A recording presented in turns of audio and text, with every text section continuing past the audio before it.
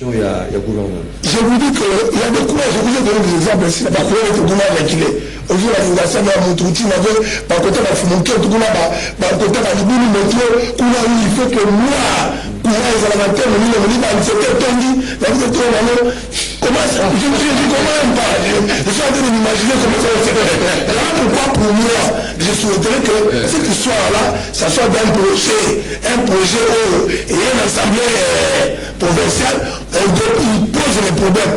Débattre par la députée provinciale et que les experts et conseils peuvent travailler, peuvent donner leurs amendements à niveau de la commission pour que les Rwandais aient quand même la validité et la fonction. Mais si c'est une histoire où qui quitte là-bas, qui n'a même pas respecté la procédure, forme la loi, je sais que peut-être que vous allez une histoire qui sera prise à l'air quelques jours, une semaine, 2 jours après, c'est fini, c'est parti. Et nous connaissons comment on va commencer maintenant. Moi je pense, il faut utiliser tous les cas et que cette histoire soit un projet et passer d'une voie normale, donc il y a l'Assemblée provinciale comme un projet, doit en débattre, par quelle la commission des hommes, c'est la commission où on va décréter, on va quels sont les moyens à partir de la commission, les experts en la matière, qui vont étudier mais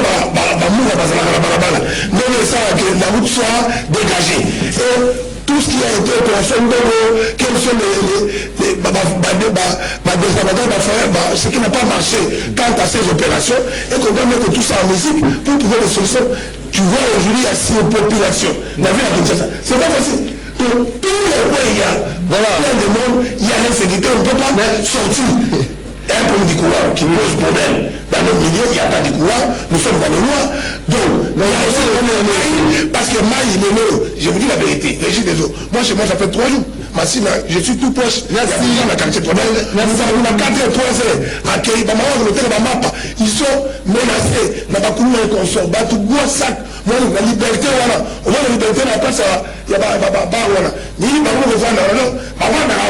azala mutu wele kala barabara ya avandi kaka na beto ya sobe mutu la bavandi on dit pas ça séparateur azala pour venir baba. Alors les policiers sont là bazomona policiers pas quoi les drones ça on est identifié voilà. Merci beaucoup de Germain Ngoma c'est vraiment compliqué comme si Malembe c'est une créatrice qui veut se faire. Merci beaucoup, Ndeko Germain. Parce qu'il faut respecter, si c'est un projet, ça doit passer par l'Assemblée provinciale et la procédure, et là, peut-être que les experts en la matière. Merci. Merci beaucoup, Ndeko Germain Ngoma. C'est justement cette proposition au gouverneur au Bazek au travail en synergie avec la société. Cal for Trading DRC Sarl un système en complicité avec le gouverneur en application de Kodanu Kefula. Est-ce que avec des drones c'est aussi ça sécurité na embouteillage na ville à Kinshasa. Honorable Bakonga qui nous suit à Zalek qu'on salue Bino depuis sa voiture à Zalek qu'on honorable Bakonga à Zalek qu'on salue. Merci. Ndeko Maxime Lexi na mutuna na yo pisanga pe tando pesi de ko vraiment olimbishe mission les a suivi. Mon être zoya ni mission sur le biga ke uza awa batu ba otinelo ba suivi photo no bila mamba pepe. Ndeko ya groupe 4 ba imsinga ba komeninga ba balobinde ko danu akomi kolongola batu na groupe 4 parce que ba komi orikamesmeki. L'état c'est là qui na ba groupe ordinage wana ba futa batu ba siniki e ba entreprise wana ba komi kolongola batu.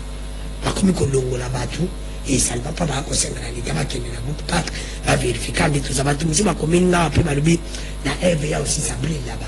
Ils ont la DG Mogosungi, Léona, Maki, Oba Suspendaki, il est DG à la zone l'intérim, il y a comme continue là-bas, pas vilpaner DG parce que je vais nailler, il y a intérimaire 3 mois de DG, alors ou bien pas confirmer DG ou bien pas zone d'Isaïe. Alors, DG a dit que je vais intérim, ce qui lui Blaise le dolé. Là, nous avons 5 ans, tata, mon côté, qu'on a eu des petits bâtiments de bazar. Déjà, everyone, il fallait tout le monde depuis quand. oyo alobanga français ma besoin bana lola Zaki parlant en public aussi, c'est pas facile. Qui n'a pas voyage, à Sancerre à Emio, caméra de Milan, à Sancerre à Emio, ils avaient la DG. C'est dit que les DG de FVA, même à Tana d'autres comme à suspendre, à Zonga, ou bien, à le comme tout ça, il faut éviter de raccordement frauduleux pour la musique foula. Tout est la principe. Nayebi, mais raccordement frauduleux. Là, ils sont qui peuvent pas monter dans l'émission de la Tindi Yuba. Il faut dans le bon, pour on est à la Rabiso, on est bâti la Rabiso. C'est comme il faut le bien à mais peut-être me va pour le bon. C'est Maxime, Maxime. Na continue à casser sur les isolés. On m'a dit bah nani na casser mutuna. Ndeko Maxime, ba ndeko mi bali bazawana. Ceux qui voyaient émission Maxime à Isimino, que vous avez émission bon moni battu la opposition, bah hier, vous avez pas sujet isolé le même que ça mission. Parce que du fait que Moza Koloba, Moza Koloba, c'est la régime, la Bino, ça ne va pas. Bino, voilà tout ça, voilà des messages des Alaki et Sili. Voilà une sécurité des Alaki et Sili. Voilà ce que nous avons fait. Ma campagne de dénonciation, votre opposition va dénoncer. Si nous dénonçons, vous dénoncez. Alors maintenant, vous connaissez non, mon père s'habille sur la réalisation. Banga vous avez parlé, pas la réalisation c'est pour ça que c'est qu'il y a un problème de communicateur. Franchement, vous la démocratie Zali, bah mon père il m'appelle Zali va lobby. Il m'appelle Zali pourquoi pas ça que ma mère pour dire c'est aussi ma belle malamu, ma belle qui est belée. Il y a un profil malamu na bino. Mais ma camarade a dit que Maxime, problème d'insécurité à Kinshasa. Numéro 1, il y a un problème, c'est Félix Tshisekedi. C'est lui qui a le problème. Il y a un photo sans Belanzambe 2028 au Coca. Qui a Tshisekedi. Pourquoi je le dis, M. Maxime? On veut que Kinshasa double casquette. Kinshasa sa province, Kinshasa sa capitale. Siège à l'institution précise. Sauf qu'il y a la capitale, place siège à l'institution de sécurité. Bon, mais pas na Yokuna. Et pas la Nyoki. Et pas papa Nanakuna. Et pas de Kokune Kozagir. Parce que à siège à l'institution de César. Pourquoi je le dis? Qui c'est qui nomme le ministre de l'Intérieur? Qui fait le ministre de l'Intérieur? Pourquoi il doit les garder? Qui c'est qui nomme numéro 1 à la police? Il est ici. Pourquoi il les laisse? C'est qui c'est qui nomme numéro 1 aussi à son ministre de l'Intérieur. Je l'ai dit, son ministre de l'Intérieur dans la province. Et même le gouverneur, qui c'est qui a la capacité de suspendre le gouverneur comme Kabila avait fait à l'époque à Baïni. Parce que les loyaux, la union sacrée, dans la majorité absolue, qui est le chef de l'union sacrée, Tata Danou? C'est qui c'est qui dit? Dans l'Assemblée provinciale, les députés de l'union sont basés à l'union sacrée. Pourquoi pas garder Bouma? Ministre intérieur provincial, Azam Dani, ceux qui j'en ont Kano, on va s'arrêter à un salon bat. On les a aidés. On les a aidés. On va aller voir à la poteau. Oui, on va aller voir à la poteau. On va te dire ça poteau pas comment. La poteau. Mais comment vous avez trouvé cette proposition? Est-ce que c'est insécurité? Jamais. C'est ça embouteillage. Insécurité, pourquoi je dis que ça qui c'est que n'a la signalé de l'eau beaucoup. N'a la sa solution. On ne peut pas insécurité si la Kinshasa. Mon madrone ici apporte rien. Et l'autre côté, pour insécurité si la Kinshasa, pas au cas de proposition. Il y a les mosso. Bakangi okuluna, Mosamate et l'autre côté Babomio. Donc Maxime, je te jure, Bakangi Omuibi, Okosamba, elles ont eu bibic. Elles ont eu bibic. Elles ont eu le choix. De Maxime, dans le bibic. Maxime. Toyaka mon émission ezaka mutu nyonso asokola ina ko ni 5 toyaka mpo bato tout ça va vatite toyaka mpe to sa solution mboka na biso qui me kota mais comme Maxime eza muta yibio papier na yo papier du papier et longo na maboko ne komina yepa na ye oui mais comme Maxime okangi ene preuve eza kuna kama ko yo kateta tano nan obotama wapi te oleki kuna pas question de quoi exacté toyo et aucun na gouvernement ce qui va yo ki oka solo ya koiba bapande yo famille na yo mwasi na yo bana na yo bato nyonso bazala na kombo na yo bakozwaka esu poste te na mboka mpo yo papa na bango oyibaki obebisi omona badécision moo na mboka osi tokomi na mesure drastique ndeko Maxime ekosila ya mibale soda congolais nyonso so bakangi yo na moi oza kotambola eza vacabondage militaire soda congolais nyonso fa bandobima patia 23 heures basoda babanditi 5 heures soda kolala te Robert Fardé. Moi, il y a kaka policier. Policier aza kotambola pas de militaire. N'importe que comme ils sont, elles ont kanaka. Bala la kana moi. Oui. Musala sonne fait comme na butu. Soda nyonso, il faut makoma ebele. Baba nous ala chaque année, il faut qu'on le fasse. Oh papa bino za sonne ala ni lobi bakangi toyo. Akuf ndeko Maxime. Je te dis ala na butu na mama na ndaku lobi bakangi toyo. Et pone comme peu bongo ba sonne bazala. Prime. Baso ndebo tabuta na moi. Prime. Na o soda nyonso ko bima na butu, botie bango moko ezala bongo. Oui. J'ai commencé à boutier ata $20. Ceux qui se donnent une question de pendant 30 jours. Dans un comme $600 et bah ça me salaire. Oui. Ma prime wana. Et qu'on s'en de façon journalière. Et ça va m'amuter que on va passer ma carte à mon zenga mamuté. Cela n'y a sur la zone tamboula. À la preuve de paiement la salaire. Ça n'a pas été pour $15. Et ayebi déjà ça. Le cas les gens comme na butu. Naza kotambola makambo tambola pe mituka te to mituka mona ba l'équipe va venir nyonso te nya mituka ni mituka c'est pour te dire que bazo tambola donc comme ça bakangi yo kana butu c'est bakangi yo kuluna na butu tongo wana kutu te ba bo souté donc Maxime tongo na butu yo kate ouais nous sommes ici dans opération du conflit avec makambo te ba bomi ba kene bembe ba bomi yo kana butu yo za kuluna ba tike bembe yo kana tongo to mona kufie na butu po de soto basali bembe ko 20 corps. C'est ce que j'ai vécu avec le... Oui, voilà ton compte qui s'est dit. Je te dis, de commencer, on est là, quoi. Nous t'avons là, quand on a une dictature, ça là, on a une dictature, oui. Mais maintenant, il y a une dictature au Cambodge. Il y a une dictature autorité. Mais comme Maxime, ça va salir. À ça, là, 30 morts. Je vous dis, qui n'a pas perdu la mort? Que vous tenez à 30 morts. Je vais vous dire Maxime. Combattre que la vie mène ça. Que pas ma carte à biso, bah bon m'appelle sur ça pour combattre. Bah couler dans ce bah couture. N'a pas sonné la mania mais même contre la mania pour la biso. Mais comme Maxime, lui là comment on va ça la biso. Bah on va t'inquiéter tous appels bateau. Mais c'est dit que naï pour naï. Et là la vie est contrôle. Bah bien on va ça la gote pour cela qu'on pour là. Mais là le cela qu'on pour là détournement.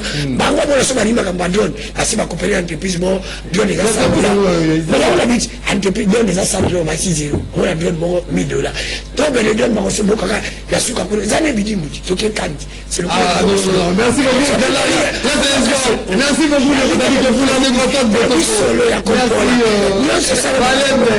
merci de vous la négociation comment vous allez trouver cette proposition la surveillance aérienne avec des drones est-ce que ça mettra fin à ma Italie insécurité même ces problèmes d'embouteillage à Kinshasa merci beaucoup ndeko na mutuna na yo nayoki ndeko na ngai Danuke Fula lobi biso bato union sacrée olie tolobaka bolela mingi boyo diriger mais bolela mingi mais ici pesa bango dénonciation si les problèmes ezali nini ndeko Danuke Fula aina na difficulté pourquoi alingi topesa ba effet ya makambo na nesalami te po yazwa place ya kokotela alors que nous à l'union sacrée tozali ndenge wana te ke régime ya totondi yo te l'union sacrée ezali régime oyo soki ya mabe ezali tokodénonce yango soki pe ya malamu ezali tokodénonce yango soki tolobi ke tokóma na makambo etali bilan tokopesa na makambo etali bilan tokopesa yango et puis peuple pe bakomona ke baréalisation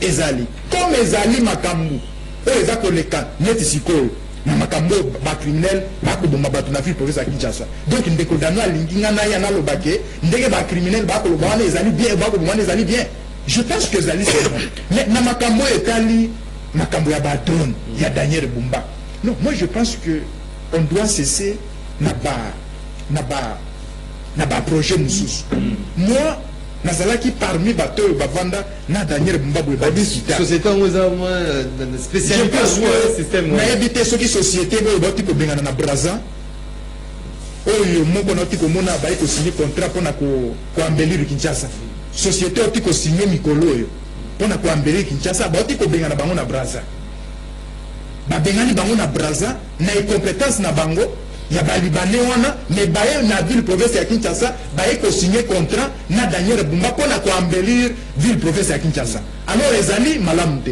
mais ntango aye koloba que il faut to créer ba drone Moi, je vous la pose un peu la question. Système de surveillance aérienne. Est-ce que drone wana et kozala na moment opération zo ça mabatindi yango to drone wana kozala toute la journée za ko tourner likolo etambola et puis ils ont autonomie ya ndenge nini informé. ils ont autonomie ya ndenge nini oyo ko résister pendant la journée et bana ko tambola. Tosongela makambo Kabila avec Moi, je la pense caméra que- de surveillance. Omoni- avant Daniel Bumba Mais à travers la sensibilisation aussi à la population. Parce que c'est à l'époque, quand on a dit le voir, on a des problèmes, oui. Eh bien, c'est qu'on a arrêté. On a venu, on a direction, on a bon, on a un problème. On était encore, pendant qu'on a fait, à cette époque-là. Par exemple, s'organiser, il faut donc sensibilisation dans nous, au préalable, avant de placer même ces caméras de surveillance, c'est qu'on voit partout, dans les pays africains, même en Europe. Je pense que avant Daniel Bumba la gouverneur, avant comme gouverneur, il y a un Naebo. Ce qui est un terrain à golf, immeuble à Pépi, tout le monde est un terrain à golf. Tout ça, il y a un deuxième niveau. Daniel Bumba Loba a créé la police Moko. La police, on est souffert, mais la police a ninja. Donc, ceux qui ont eu Kata Kabelo pan, la police, on a bakozala, détecter. bakodétecter, bakolanda, oti bakobotolo Kabelo wana. Ce qui peut batangi peut programme naie. Oyo avant zaleli oyo présentant l'assemblée provinciale. Kinshasa ezali ko na programme wana bakomona problème wana bakomona projet wana ya la police ya baninja ezali na kati. esuka Sikoyo lelo a créé nanu la police wana te. Ya baninja te. Mais a ko créer ba drone. Alors qu'on proposait, c'est pas encore effectivement. On a mis à proposer qui te. Oyo nanu ya la police. Parce que ba drone wana ko coûter. Parce que ce qu'on voit qui ba policier wana.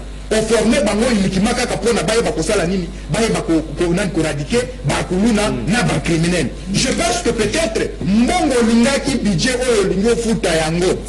Mbongo oyo nani budget oyo lingo somba ba drone wana. Et que ça na disponibilité, il y a ba wana. Mais lorsque batu ba ko réfléchir, kaka no ndenge itokoki ko yiba mbongo. C'est na moment wana ndo komona batu. Nde ba ko kele ko proposer ka ba projet ya ndenge wana. Ceux qui ont allé les amis la facilité à Kosala. Daniel Bumba Kosala Moté. Ici l'éclairage public. Ceux qui ont eu la facture de la régie de Yassinel.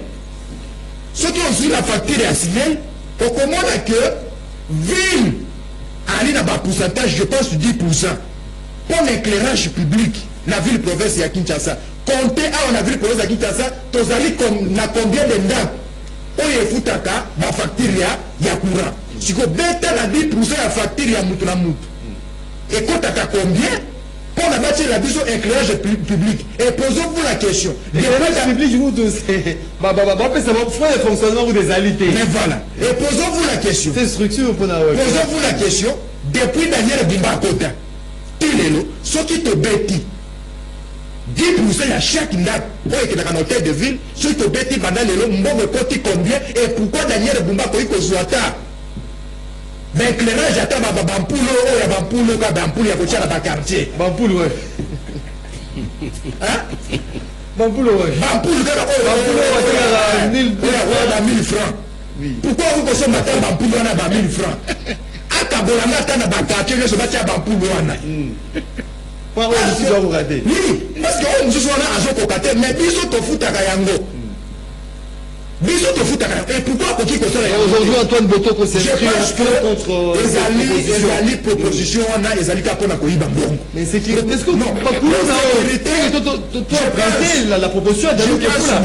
Il y a Danou Kefula pour commettre fin l'insécurité. L'insécurité, on dit l'insécurité, il faut qu'on joue à la sagesse. Ici, je pense que président honorable Ntingi Poua à l'Obayango. Il faut créer base de données moko. Oyo mututu a okenekoti ya ba print na ye. Na base de données wana. Lorsque vous commettez un crime, ba koza na facilité à trouver yo, c'est parce que ba print na yo. Ils ont déjà na carte ya ba machine wana pour identifier des voleurs. Imagine toi lelo, mutake aibi lilo alumba tilo le monanate. ezalaka bayiba ngo bayiba yango babuka bayiba yango bayiba mino alumuma yo di yango te mino alumuma bayiba tilelo emonana te mais soki tokreaka base de données wana ya kotia baprinte ya bato nyonso ya koidentifie bato nyonso baya batala aprinte bakofacilite mutu directement meke ya merci beaucoup oyo eza tanta mosusu 3 heures du temps ya pamba eza ekwei yango moko drone ana efe kendema kote ya kanluka ya nini bagaba epuis nyonso bainsécurité eza makasi nayebi sur wanga buma pardon na buma kuna Nabouma. Nabien Ndeko. Toi, tu penses qu'ici, tu as un drone, na capella, na drone, tout le monde a passé dans match des autres, match il y a un stade des autres. Merci beaucoup. Merci. Donc, on a cette personne en danger, je pense. Merci beaucoup, Ndeko Antoine Botoko. Namoni à l'unanimité, les gens s'inscrivent vraiment en faux contre cette proposition. Bino, vous allez comment vous allez retrouver cette proposition du gouvernement qui va travailler avec cette société Calfort Trading DRC Sarl pour la surveillance aérienne qu'on va en guerre donc contre l'insécurité et ces problèmes d'embouteillage dans la ville. Il y a à Kinshasa. Du coup, Jean-Marie Caméra, je ne sais pas si vous voulez ajouter quelque chose là-dedans, mais comment vous allez retrouver cette décision? Parce qu'il y a eu le moment où tout le monde a dit rassemblement. On a un meeting, tout ce qu'on appelle du peuple. Tout ça, la ligne, dans ce qu'on appelle du peuple. Tout le monde a dit, on va continuer à parler du peuple. On a parlé même de vandalisme de ces lieux aussi qui est tellement stratégique et sacré. Comment vous allez retrouver cette mesure prise par les autorités de ces hémicycles, notamment les bogies interdisant tout rassemblement et toute manifestation au sein de l'hémicycle du peuple? Merci. Pour avoir une entreprise, cette entreprise-là, expérience naye, eza ya nini, asala ango nano, esika nini, et quel était le résultat. Donc c'est pour dire que nous ne pouvons pas être de dirigeants au lieu de servir la patrie, mais nous venons pour nous enrichir. Donc là nous insistons, c'est ça qui fait aujourd'hui que si nous avons beaucoup de problèmes dans le Canabiso, puisque tochana no liboso mbongo que to salela mboka. Mais un système moko ya mabe que nous le Congolais nous devons bannir. Mais loko ezota la palais du peuple. Je crois que depuis Bobayebi Congo, Parlement ezala qui est ici qu'ils a parlé de la nation. Donc c'est comme ça on appelait ça palais de la nation. Parlement Zakiwana. Palais de la nation. C'est Moussé qui a fait des palais par les Naïsika comme président de la République. Donc comme président de la République. Et comme on a été banda par Mobutu, au monde a été bien manifestation et Sikawan. Malgré en ce moment-là, les étudiants étaient réellement étudiants. Il y a toujours des étudiants qui ont des lèvres prolongées. Ah, ben là. Puisque j'ai dit que j'ai été étudiant à un moment. C'est l'étudiant qui donne le ton. Oui, oui. Il y a revendication dans Mboka. C'est l'étudiant qui est le moteur. Il y a transformation dans Mboka. Puisque le lot. Étudiant, yo papa vous a lali a besoin de chambre pour ce ticket. Étudiant c'est un ticket. Étudiant lui-même sait comment manager ça. Moi si je ne demandais pas les tickets. L'étudiant ne demande pas jamais. Ne pas les tickets. Suivi Annie. Moi, je n'ai jamais demandé l'argent à suivi. Nous n'avions même pas de parents. Comment il faut 30 $ à suivi. Mais moi, je me demande suivi à Nîmes. Donc, c'est pour dire que depuis que Joseph a pris le pouvoir, Félix a eu le pouvoir, nous avons banalisé le lieu sacré de la République. Tu ne peux pas comprendre. Le gouvernement va défendre le budget. Le budget, c'est la vie de la nation. Mais vous voyez, des militants na ba drapeau, bazo kende pour na kogiemba. À un moment de réflexion où les gens doivent suivre qu'est-ce qui doit se passer dans Mboumé Koya pour la vie à nation. Budget à nation. Mais bazo zoamo nete analyser. Voilà. Donc on prend ça avec beaucoup de légèreté. C'est ça le pouvoir que nous vivons. Comme on a pas embouteillé, il peut créer un télémien belé, un drapeau. Quand il y a élection du bureau, Oui. nécessairement, vous devez amener vos militants. C'est une histoire interne. Donc on a pas tout le monde, il national à partie. La carte, parce que Et le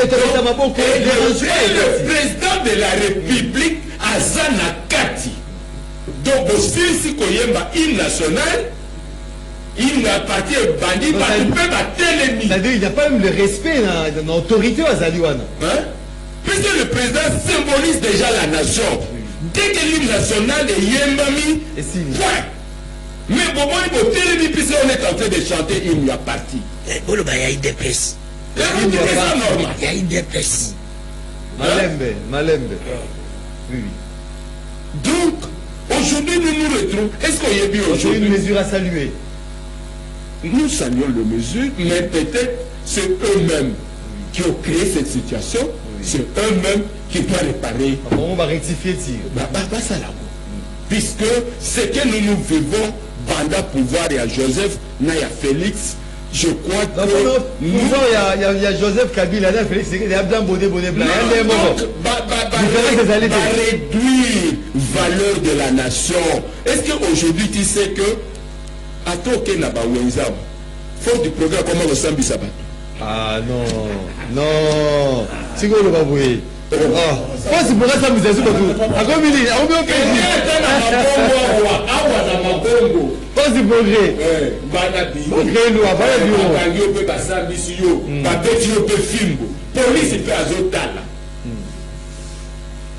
Donc c'est ça que nous C'est très compliqué. il faut que nous donnons la valeur à la nation. Merci beaucoup, Ndeko Jean-Marie Kamenga. Ndeko Antoine Botoko. Maloubalanga Monayo, comment trouver cette mesure interdisant tout rassemblement et toute manifestation au sein de l'hémicycle du palais du peuple? Oui, comme qui m'a dit, vandalisme. On va tout ça. Donc, on a pas dit que Milangue Betamakuna, Mana, à l'époque de FCC Cash.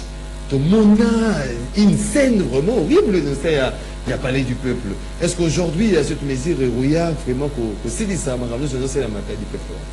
Merci beaucoup. Je pense que dans l'émission, dans YouTube, donc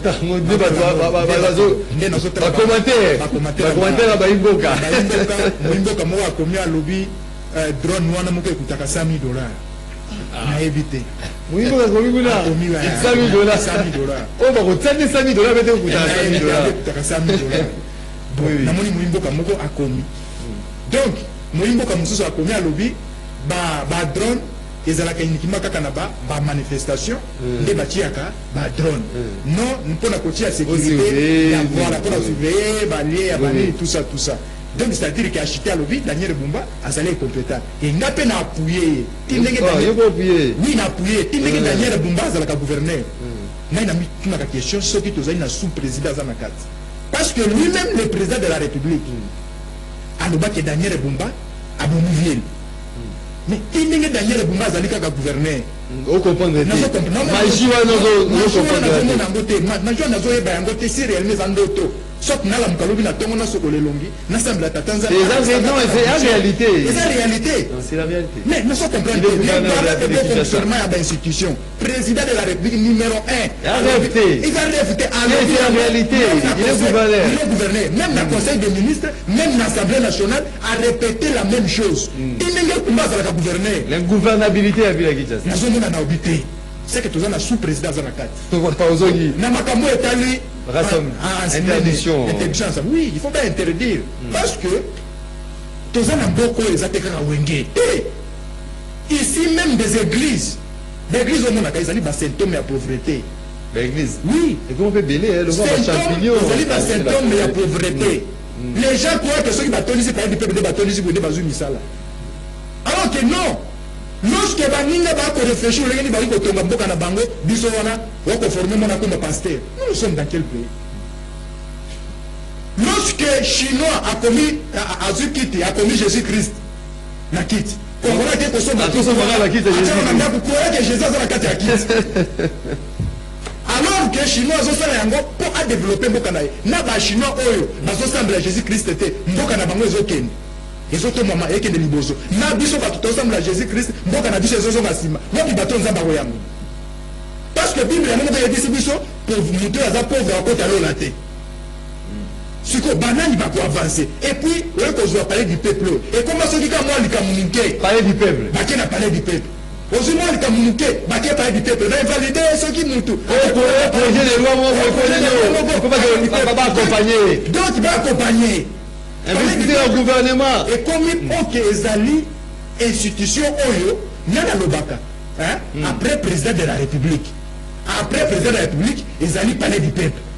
Ils allaient va député. C'est parce que va député, va aller même na pouvoir, oui, il y a chef de l'État. Parce qu'on va vous dire que les chefs de l'État, Azali n'a droit il y a la ministre. Mais député, Azali n'a droit il y a la ministre. Chef de l'État, Azali n'a droit il y a fixer un salaire à battre. Mais député, Azali n'a droit il y a copier sa fixation, il y a salaire à battre.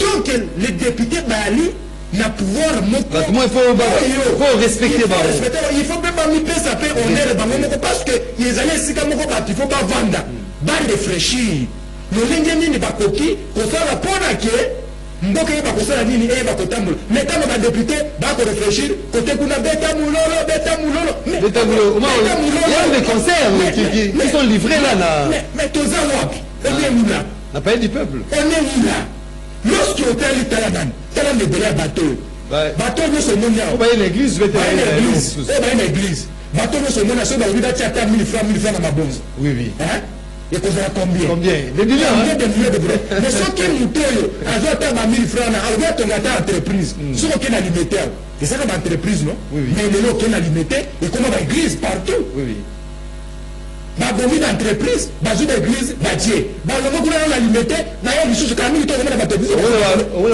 ba bouler mususu bo sa mususu ba na maboka kala mingi to ko na même ba pasteur ba kosenga ndambo pa du peuple ba to ba église c'est parce que non on est où là merci beaucoup Ndeko Dani Kefula comment vous allez retrouver cette mesure Ndeko Maxime merci na mutuna nayo tikana ikisabandi kona baba zolo banono fumolo ba tolo ba bosolo bosolo rien que bosolo bato ba imba ka hymne national parti na bango na parler du peuple ya IDPS peuple de tikana ko mona wote c'est chanson honorifique il y a pour rendre gloire non Malembe évolue eza ne loko moko te oyo Kisekedi alobela Kabila oyo bato balobeli lelo obiso mboka opesa bonga te po biso bato toza na moko toza honnête te makambo nyonso toboya te pa Kabila oyo toyini tonjima lelo ti mais nzo moko bayebela Kabila yo kutu papa na yo aboti yo onini papa ya moboko li elle boza na ye boza bien elle papa na vrai papa na ye okoma okonda papa na onda za mabe Kabila kuto étranger c'est l'homme à IDPS Kagame atikala ko ba jamais que mabeli na bango ezana ko mais Kisekedi le père ennemi yo kama Kagame ko c'est pour qu'il a senti faiblesse pas Kisekedi non c'est depuis hein c'est on a atikala ko ka hôtel pour Mobutu il y a Mobutu atikala ko ka Kagame atikala ko ka hôtel pour Kabila alors le pour Kisekedi yo ba que tous faible on tu encourager les mal tu vas dire qu'on va élection tu ligne élection pour Kabila de l'autre commis on peut pas rata sur l'élection tu vois comment ça mission te guerre les alliés to aucune élection guerre les amours ramener on va y ramener on va la ramener donc quand né guerre pesa pour gagner l'élection pour ça va y a comme Maxime ngai na makambo yo nazo lukana yi ba po journaliste a posé ma question de là ya o ya zomona na yo qui sur la copola na parler du peuple so population na mesure nazo bisayo na yo qui en 3 mois pas un pays Et quand la mingi était ma manifestation, ça a parlé du peuple. Pour la colongo la bouche, je l'ai dit au commissaire. Et comme Maxime, manifestation de la population, comme manifestation de la député. Il y a un député qui a fait la bouche. Il y a un bureau. Bango bazali ba motion ba bureau rebelle bango ba cause ate basa ba sit-in bango basa ba sit-in na pays du peuple ba ya kaliboshe za kabe bo ba ya ka élection ba ya ka ba kilo nazo yebisa yo albi ba futa miti bazali ko futa mateo mais ba futa miti albi bazali futa miti c'est lui monsieur toi moi je sais pas et yango déjà président na bureau ba santé déjà premier ya okibisa ba ko mettre biloko amituni question c'est pas une honte c'est pas une honte balamba balia na besoin na monter basa la manifestation basa la tenir la besoin qui me compte le bien que no il va il dépend de mantona mo bingi même quand on a mon connait malam mais les lois bazali ko soit pour il moine dans la sous chantier yo solo ba parler du peuple mais tu peux na mati kuna patu ba sala pe manifestation lelo ba kangi biso stade de mati kai ba mi kapamba mbelo ba kangi mati za sanité oui mais oui, Bakangi. Par rapport à homologation, oui. Homologation par rapport à CAF, non? Mais oui, mais c'est ça, non. Mais Bakangi pour la sanité. Mais la manifestation, c'est ça là. Mais si votre rien n'a parlé du. Les matières, on a compris la route. Les bandes wana, des années. Pour les niveaux soto, ils ont la bande à stade. Mais 100 millions, 100 millions, 40 millions, non, c'est terrible. Après la bonne. Des années. Après la bonne, mon frère et ami, je l'ai salué, notre président des journalistes, qui a mis le mot ici, passe à la télé pour le ballon, 40 millions. Ah, comme il président aujourd'hui, ça qui t'a mot. Il y a un président, le président Moutabior. Ah, le président, c'est ce qu'il y a bon. Quand je sais ce qu'il y a bon, c'est ce qu'il y a bon. C'est ça qui t'a mis le mot. Il y a un président. Il y a un Jésus, il y a un moitié, alors, 40 millions, après, c'est la base, c'est un bouquet. C'est qui me quitte pour la visibilité. Est-ce que monsieur t'en a besoin? C'est pour te dire qu'elle ne commence. On a un niveau. Mokezali. Il y a des sangaï. Pourquoi Babandeko permet de battre à la manifestation à la paix? Mon gars, nous puisse ça nous ça. Il va dire que ça l'a dit. Le administrateur, n'est pas dit qu'on peut pas administrateur Azali. Administrateur. Son bango va le pesa. Et ça l'a gagné. Ce type de manifestation, on y est. Mingi Zagani Zagaya. Église politique. Mais Mingi Zagaya église de dormi. Église de réveil. Église de réveil. Église de dormi. Il faut respecter les églises. Je m'assure. Église catholique, église protestante, église de réveil, église évangélique. Quand on compare avec l'église catholique, même église de dormi. Non, église évangélique. Nous sommes là à Bongo. Nous sommes là à Bongo. Nous sommes préparés. Nous sommes passer. Mais on a qu'à l'église de réveil, c'est comme une moulée, c'est un bouquet à Batomios. Mais c'est l'église comme une comme une royaume. Comme une royaume. Nous voyons partir à Possem. C'est pour te dire que moi je pense que mesure au basui, et ça a été mesure moko, basoi yango kaka na parler du peuple. Basoi yango bataille yango partout. Mais tu n'as pas mais il va stade. Les stades de Martino. Il y a stade, il y a un spectacle. On peut organiser place un spectacle comme Bélé. On fout dans la bataille. On a stade de combien de combatifs. Le papa le baso ça parlait du peuple place les arabes. Parce que c'est un pays de la nation. Parler de la nation qui s'est dit. Alors Moana, Azala Bongo Bélé par contre on a coupé na un mois PC. À quel compte avait dans ko na et baso parler du peuple comme un peuple. Donc l'état c'est qu'on a président Banda. Des Maxime. Ce qui va la lui presque le de Maxime. Voilà, merci beaucoup de mon ami Kefula. Tout ça sur na ba nité, na ba santé. Parce que dans le bango, on a manifestation on a payé. Ça me crée des désordres pourquoi? On a manifestation dans le palais du peuple. Manifestation dans la salle de culturelle. Manifestation dans le musée. Match met dans la mati. Ce que tu as là niveau au moment. Merci beaucoup. Merci beaucoup. On est pour Germain Ngoma par le védé dans Ngambona. Merci Maxime, moi je pense à aujourd'hui consoya. Sécurité, nous disons ici, nous avons compris il y a une solution de l'initiative pour la insécurité de la ville qui ça n'a pas embouteillage. Mais ça doit suivre un procédé. Parce que si ça vient du niveau et à gouverner, ça doit être un projet qui doit être débattu au niveau assemblée provinciale. Si ça doit être une proposition, ça vient d'un député qui doit le faire pour que, naturellement, mini projet, voilà, initiative, voilà, pour que MK aux intérêt à la population pour éviter détournement ou éviter quoi que ce soit. Donc, nous ne sommes pas contre la initiative, mais nous sommes contre l'initiative et la procédure telle que loi ils allaient faire au Tinga pour qu'ils aient intérêt il y a la population de la Kinshasa. Voilà, mais pour les Cambodgiens, solution, moi je pense que c'est vraiment important parce que parler des peuples des années, c'est moi où ils ont représenté une institution sacrée comme ambassade. Donc on ne peut pas aller qu'on violer. Donc tout mouvement, il y a dans le cadre de la manifestation, qu'on violer, place aux institutions, place aux députés, qu'on vende, qu'on réfléchit pour te moquer et qu'il ne les bouge. Ça m'étonne, même quand vous avez l'élection à député. Vous allez vous rendre compte que les bandas, ils ne sont même pas concernés. Baza concerné, vous doit voter président de l'Assemblée. Même s'il s'agit des sénateurs, c'est toujours la même chose. Moi je me dis, mais c'est quel pays? Parce qu'ici, dans ces pays, tu vois, les Camerounais, il y a réflexion, mentalité, ça c'est le problème, il y a Moutou, il y a Moutou, il y a Congolais à réfléchir.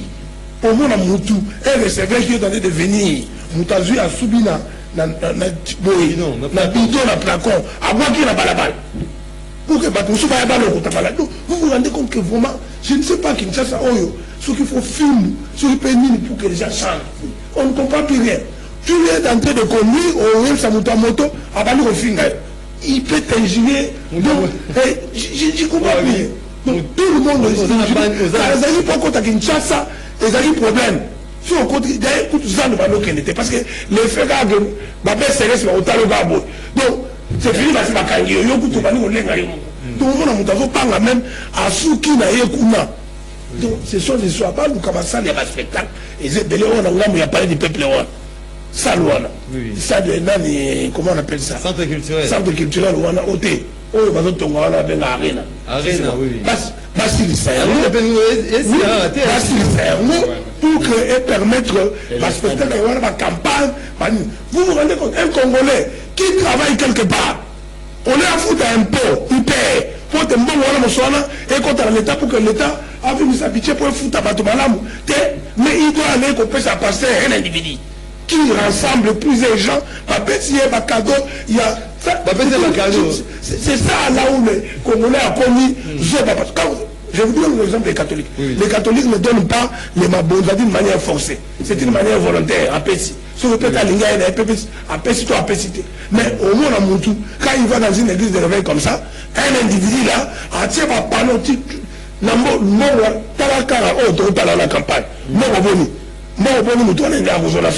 Donc, ce sont des choses qu'il faut, parce que le fédératisme, ils ont quota par rapport à tout ça. Donc moi je crois que c'est une mesure auto-saliée. Merci beaucoup. Imposer à l'Assemblée provinciale pour éviter l'Assemblée nationale. Merci beaucoup.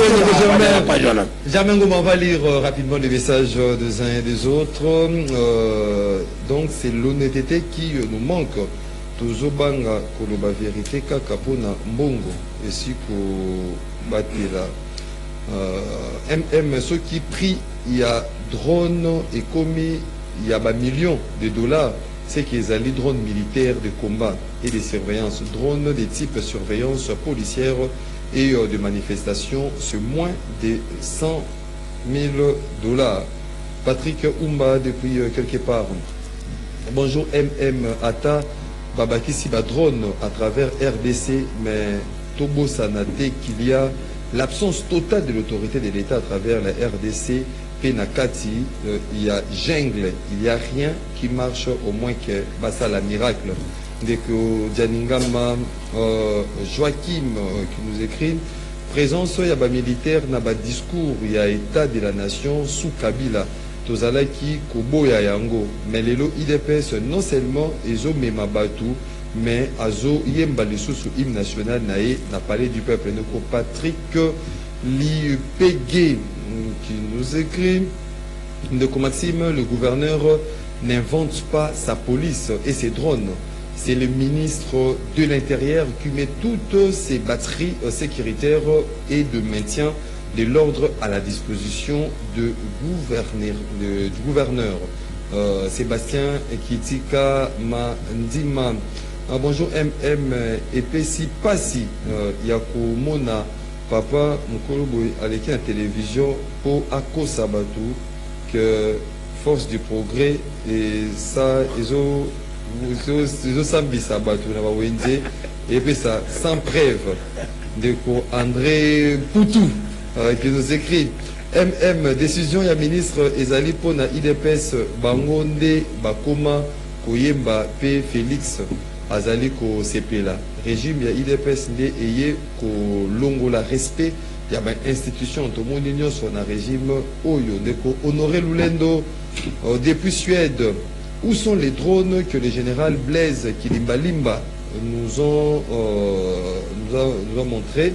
Aujourd'hui, c'est M. Bumba qui continue lui-même avec ses aventures. Désolé. C'est Miché Kabala depuis Lemba à Terminis. Neko Maxime, maintien la sécurité dans l'ordre public dans la ville, province de Kinshasa et sa compétence, il y a ministre, il y a intérieur. Non, ndeko danu kefula awa na Europe ba africain to sukolaka bibembete ba cop wana ezalaka mingi na ba nationaux po efutaka bien ndeko François ma tuzolana donc soka bimbe futaka kitoko la bote soka bimbe et bon ba sola la kina ça un problème bon ba nationaux avec plein ba nationaux voilà. Na ba pays développé ba drone kutu ezalaka kaka soki manifestation ezali ko salama siko na Kinshasa oyo courant ezali te et komata likolo ya courant nini Bumba azali incompétent. Ça c'est ndeko qui écrit ndeko Maxime tout na ndeko na biso ya UDPS alobi ma ina courant ezali ezana constitution après sa biso yango bongo lokola tozwaka yango te azali kotosa constitution te ndeko bienvenue Nzamba. Nous Moron Nzambe, lorsque vous arrivez en retard, il ne faut pas imposer de l'ordre Moron Nzambe. Bonjour ndeko Maxime, M. Fabrice Makabou depuis Kisenso, IDPS de Babandaka Kubuka ba caméra wana sous prétexte que Kabila akubanda ko surveiller bango. Lelo tozali wapi. Kabila na surveiller IDPS. Non, malin, c'est très compliqué. Bonjour ndeko Maxime, ceux qui est allé na président Azobunda po na Congo, na ba Congolais ali Fachi Béton. Ndeko Papa Matondo depuis Mongafula. Bonjour les grands Maxime, je salue les invités. Si l'insécurité persiste à Kinshasa parce que notre État ne sanctionne pas le tueur, le voleur, les traîtres, c'est le manque de sanctions. Ata Nabomi Bakoti Kangai. Dialogue national et Koya, si l'État congolais banalise tout, le désordre continuera toujours. Le Serge Mombito depuis Kinshasa. Bonjour, on a invité Ngai Nayebi Mokondi Nyonso avant Zwa Bokondi Azalaka déjà na ba projet na ba problème ezotumisa mboka. Malheureusement ya biso ya kilelo bayaka na ngote ba projet pe ezwamaka na pouvoir ezalaka na sans effet de Fabrice Baluenga depuis la commune de Matete. Voilà, c'était là à Imboka au Bazali au Bengabiso de partout à travers le monde. Merci pour la participation à Vino. Bonner Dinga qui nous fera le relais à 10h30. Après Bino à vive voix na standard. Ngama lobby na komakete ko Bino pays na standard bo pesa. Makanisa Bino à vive voix. Vous étiez nombreux à nous suivre de partout à travers le monde. Merci pour la participation. Faites attention, soutenez une émission réalisée par Ndeko Fiston Atunga. Réalisée par Fiston Atunga, Moro, le réalisateur. L'homme qui arrive toujours en retard. Moro Nzambe, les auditeurs et auditrices, il y a rendez-vous de Tababi, il faut comme avant. Il faut éviter les retards à chaque fois. Alain Kabongo était na web, Onésime Singani à la radio, Georges Libengue et Marité et Godot étaient derrière caméra, Doudou Montiré à la production. Zambé a formé la quitté Benaïna Bangelou, abonné pour un rendez-vous auditeur, rendez-vous et Sili, Zambakani TV Naé. Parce que elo kwa gota là ils allaient sous-souter bisuna bino tokutani lobby parce que madame nous abotana bino